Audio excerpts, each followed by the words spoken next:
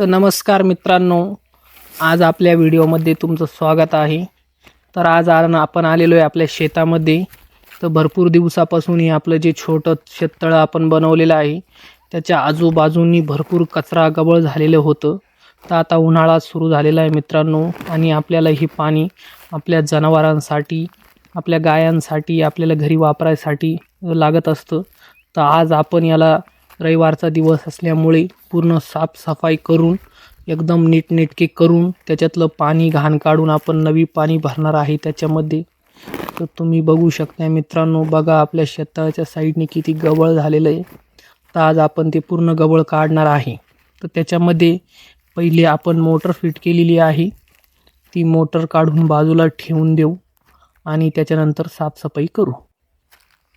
तर बघू शकता मित्रांनो, आता आपण सुरू केलेलं आहे आपलं काम साफसफाईचं। इकडून एक टावर पण आहे आपल्या शेततळ्याच्या साईडने। तर बघा मित्रांनो, आता आपण ह्या साईडचे दोन्ही साईडचे गबळ काढलेलं आहे। तर आता मस्त एकदम चकाचक दिसत आहे। आता आपलं फक्त एक शेवटचे काम राहिलेलं आहे मित्रांनो। आता त्या शेततळ्यामधलं जे घाण पाणी आहे ते आपल्याला एका मोटरीच्या साहाय्याने बाहेर काढून त्याच्यामध्ये एकदम नवीन स्वच्छ पाणी भरायचे आहे।